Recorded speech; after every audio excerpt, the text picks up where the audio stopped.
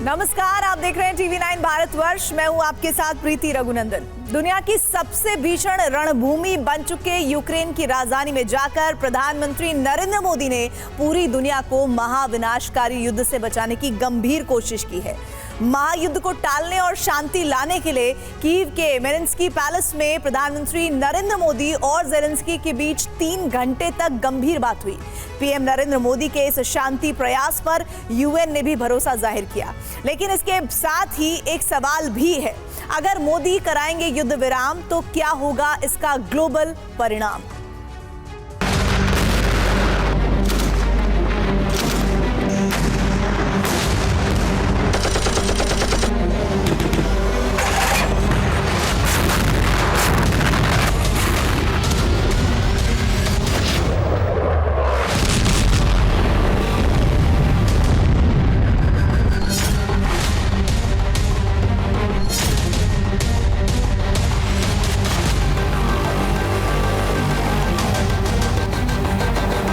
Excellency, आप भी मेरी बात जानते हैं और पूरा विश्व भी जानता है कि युद्ध के समय शांति का संदेश लेकर के आया।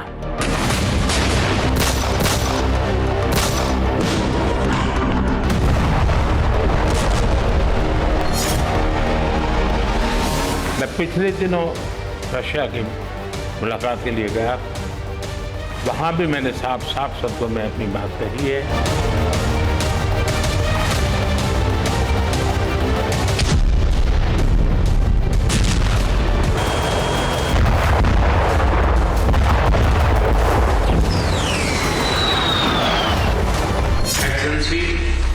मैं आपको विश्वास दिलाना चाहता हूं कि शांति के हर प्रयास में भारत अपनी सक्रिय भूमिका निभाने के लिए तैयार है। भारत हमेशा आपके साथ खड़ा रहेगा और 2 कदम आगे चलेगा।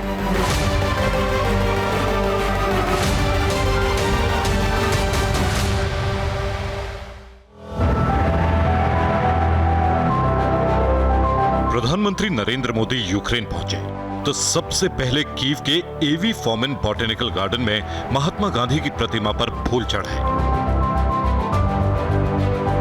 और फिर यूक्रेन के नेशनल म्यूजियम में बनी उस गैलरी में गए जहां रूस से चल रही जंग में मारे गए यूक्रेन के मासूम बच्चों की याद में उनके खिलौने रखे।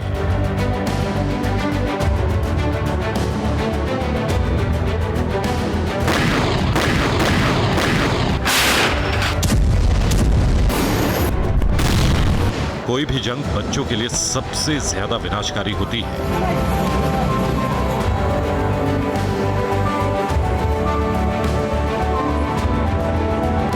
जब प्रधानमंत्री मोदी ने मारे गए बच्चों के मेमोरियल पर डॉल रखी तो दिल भर गया।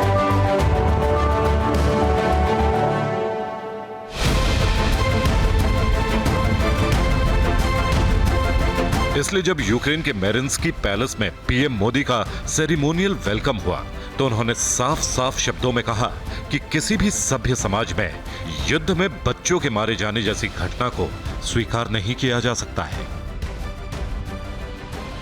आपके साथ जाकर के अपने श्रद्धा सुमन अर्पित कर रहा था तो मेरा मन भरा था, दिल को गहरी चोट पहुंची थी। और मुझे लगता है कि युद्ध की सबसे पहली कैजुअलिटी किसकी होती है तो निर्दोष बालकों की होती है, और वो बहुत दर्दनाक होता है। किसी भी सुसंस्कृत समाज में जो मानवीय मूल्यों में विश्वास करते हैं उनके लिए, और जो एक संवेदनशील व्यक्ति होते हैं उनके लिए इस प्रकार की घटनाएं कतई स्वीकार नहीं हो सकती है। दुनिया में मानवीय मूल्यों में विश्वास करने वाला कोई भी व्यक्ति इसको स्वीकार नहीं कर सकता।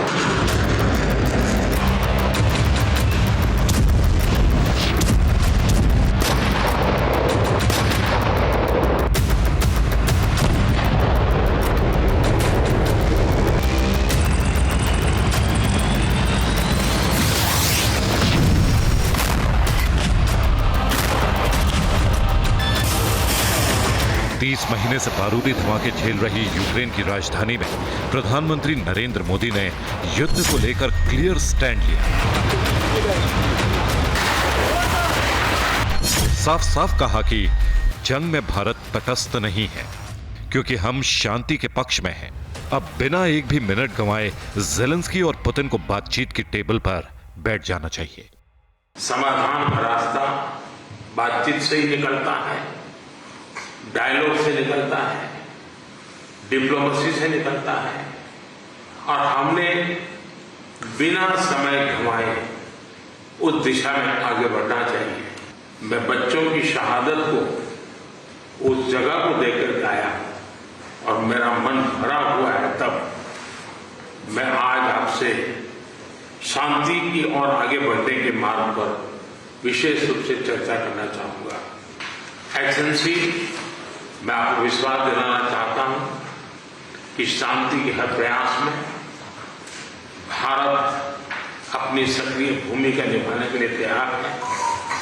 व्यक्तिगत रूप से मैं भी अगर इसमें कोई योगदान कर सकता हूं तो मैं जरूर करना चाहूंगा। एक मित्र के रूप में मैं आपको विश्वास दिलाता हूं। इस समय भारत के प्रधानमंत्री नरेंद्र मोदी ही वो अकेले शख्स हैं जिनकी बातों को बाइडेन भी गंभीरता से सुनते हैं, और पुतिन भी, जिनका वॉशिंगटन भी सम्मान करता है और मॉस्को भी। प्रधानमंत्री नरेंद्र मोदी को कीव में भी वैसा ही सम्मान मिला। India will play this role. I think that India began to recognize that this is not just conflict, it's real war of one man, and his name is Putin, against whole country, which name is Ukraine. And you're a big country, you have big influence, and you can stop Putin, and you can stop and hold his economy and put him really on his place. प्रधानमंत्री नरेंद्र मोदी ने Zelensky के साथ उनके आधिकारिक निवास Mariinsky palace में करीब 3 घंटे तक गंभीर मंथन किया और ज़ेलेंस्की के साथ पूरी दुनिया को भरोसा दिलाया कि भारत इस क्षेत्र में शांति के लिए गंभीर और हर मुमकिन कोशिश करेगा। इस बीच संयुक्त राष्ट्र प्रमुख एंटोनियो गुटेरेस ने भी उम्मीद जताई है कि प्रधानमंत्री मोदी की इस यात्रा से यूक्रेन में छिड़ी जंग खत्म करने में मदद मिलेगी।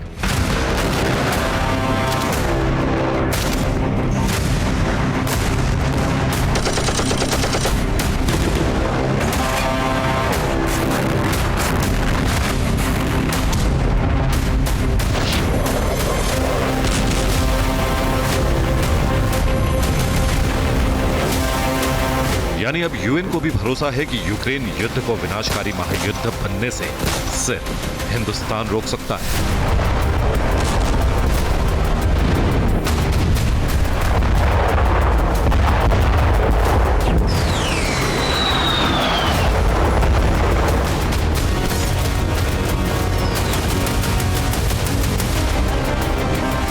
व्यक्तिगत रूप से मैं भी अगर इसमें कोई योगदान कर सकता हूं तो मैं जरूर करना चाहूंगा। ब्लैक सी और अजोव सागर में पोसाइडन की रेडियो एक्टिव सुनामी उठने से सिर्फ हिंदुस्तान रोक सकता है।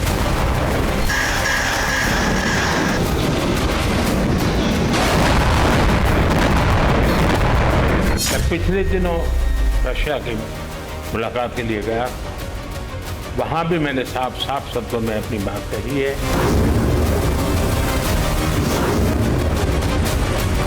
कीव, खार्किव, खेरसोन या क्रीमिया में एटम बम फटने से सिर्फ हिंदुस्तान रोक सकता है।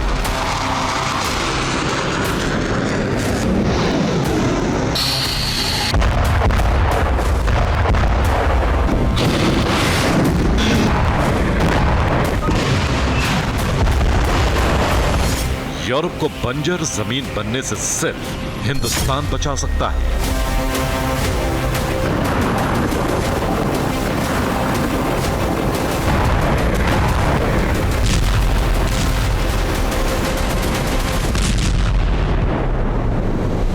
दुनिया में दाने दाने के लिए हाहाकार मचने से सिर्फ हिंदुस्तान रोक सकता है।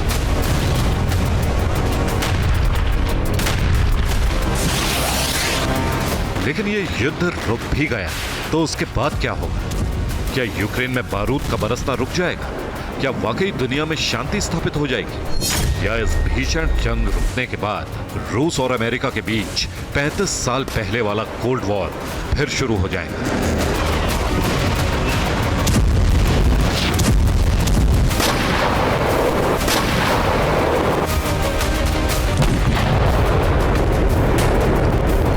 मोदी ज़ेलेंस्की के साथ यूक्रेन के नेशनल म्यूजियम पहुंचे, जहां उन्होंने जंग में मारे गए बच्चों को श्रद्धांजलि दी और उसके बाद दोनों नेताओं ने मरिस्की पैलेस में करीब 3 घंटे तक बैठक की।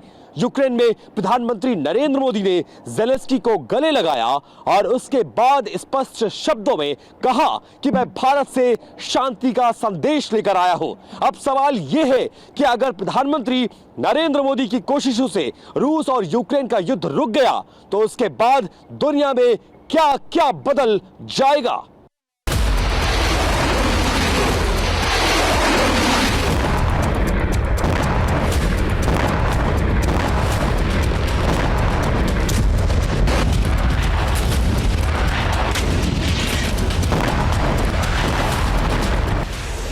महाशक्तियों को जो करना था वो कर दिया।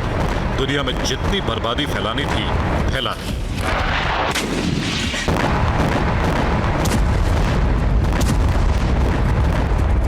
अब दुनिया बुद्ध का संदेश सुन रही है, अहिंसा की ताकत देख रही है, कूटनीति का असर देख रही है। अगर प्रधानमंत्री नरेंद्र मोदी 30 महीने से चल रही जंग को रुकवाने में कामयाब हो गए तो दुनिया को बड़ी तबाही से बचा लेंगे, क्योंकि युद्ध में हजारों लोगों की जान गई है, लाखों ने अपना घर बार छोड़ दिया है, भयानक विनाश हुआ है।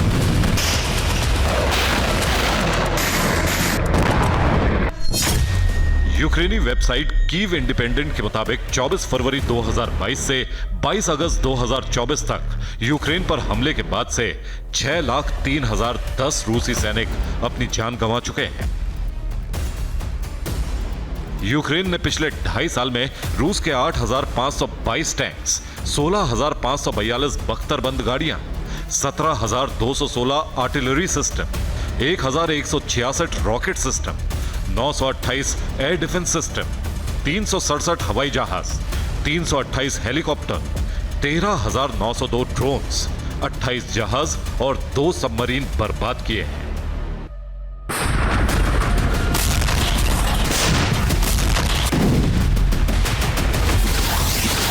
यूक्रेन सरकार ने युद्ध में यूक्रेन को हुए नुकसान के पूरे आंकड़े जारी नहीं किए हैं, लेकिन वॉशिंगटन पोस्ट में छपी रिपोर्ट के मुताबिक अमेरिका मानता है कि इस युद्ध में अब तक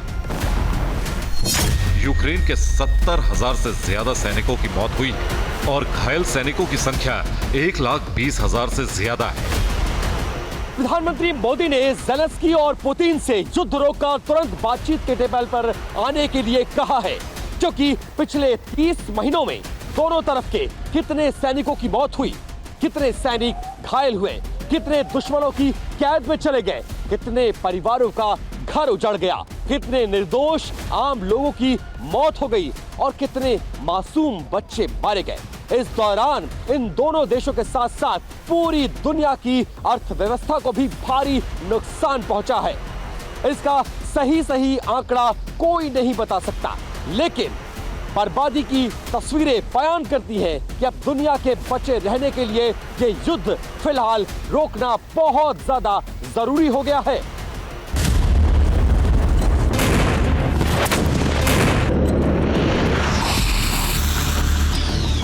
युद्ध में सबसे बड़ा नुकसान निर्दोष आम लोगों को हुआ है। इसी जंग में दुनिया ने बूचा जैसे कई शहर शमशान में बदलते देखे हैं। खेरसौन जैसे शहरों को रातों रात वीरान होते देखा है।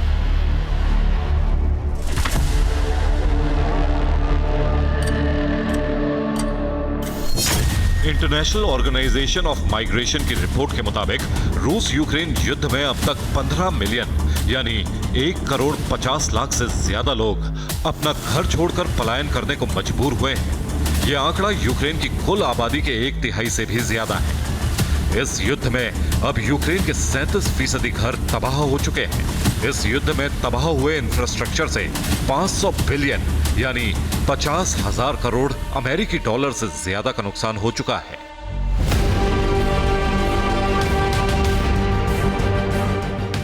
इस तबाही को रोकने की गंभीर कोशिश करने के लिए कीव पहुंचे प्रधानमंत्री मोदी ने ज़ेलेंस्की से साफ साफ कहा कि शांति के हर प्रयास में भारत सक्रिय भूमिका निभाने के लिए तैयार है। प्रधानमंत्री मोदी ने यह भी कहा कि अगर व्यक्तिगत तौर पर भी इसके लिए वो कोई योगदान दे सकें तो ज़ेलेंस्की और पुतिन दोनों के मित्र की तरह वो ये जरूर करेंगे। शांति के हर प्रयास में भारत अपनी सक्रिय भूमिका निभाने के लिए तैयार है। व्यक्तिगत रूप से मैं भी अगर इसमें कोई योगदान कर सकता हूं तो मैं जरूर करना चाहूंगा। एक मित्र के रूप में मैं आपको विश्वास दिलाता हूं। अब सवाल यह है कि प्रधानमंत्री नरेंद्र मोदी की गंभीर कोशिशों से शांति आ भी गई, ये युद्ध रुक भी गया, तब भी क्या ये शांति स्थायी रहेगी? प्रधानमंत्री मोदी पहले ऐसे भारतीय प्रधानमंत्री हैं जो यूक्रेन के दौरे पर हैं। साल 1991 में सोवियत संघ के टूटने के बाद जब यूक्रेन की स्थापना हुई, तब से लेकर आज तक कोई भी भारतीय प्रधानमंत्री यूक्रेन नहीं गया था। अब सवाल यह है कि अगर पीएम मोदी के दखल के बाद करीब 30 महीने से जारी रूस यूक्रेन युद्ध थम जाता है तो क्या रूस यूक्रेन के बीच सब कुछ ठीक हो जाएगा, या फिर दुनिया 1991 से पहले चल रहे कोल्ड वॉर के युग में पहुंच जाएगी?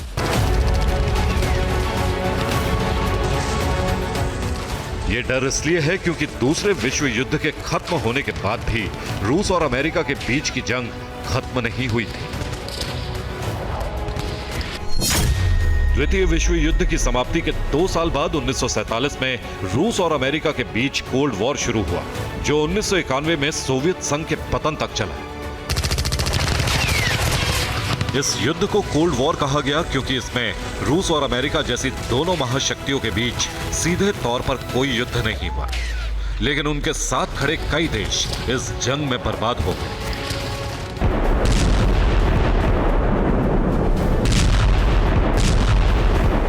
तो क्या रूस यूक्रेन युद्ध खत्म होने के बाद भी ऐसा ही होने वाला है? क्या रूस और अमेरिका के बीच एक बार फिर कोल्ड वॉर शुरू हो जाएगा, या रूस यूक्रेन की जंग थमते ही अरब देशों में लगी आग और भड़क जाएगी और अरब देश विनाशकारी जंग का नया मैदान बन जाएंगे? ऐसा ना हो, इसीलिए प्रधानमंत्री नरेंद्र मोदी अमेरिका, रूस और यूक्रेन तीनों के साथ बड़ी संजीदगी से बात कर रहे हैं। बीते कुछ महीनों में प्रधानमंत्री नरेंद्र मोदी अमेरिका के राष्ट्रपति भवन में बाइडेन के साथ बात कर चुके हैं। मॉस्को के राष्ट्रपति आवास में पुतिन से मीटिंग कर चुके हैं और अब यूक्रेन के राष्ट्रपति भवन मरिंस्की पैलेस में ज़ेलेंस्की के साथ शांति का स्थायी रास्ता निकाल रहे हैं। यूक्रेन के जिस खूबसूरत मरिंस्की पैलेस में प्रधानमंत्री नरेंद्र मोदी और ज़ेलेंस्की ने 3 घंटे तक मंथन किया, वो जगह बहुत ज्यादा खास है।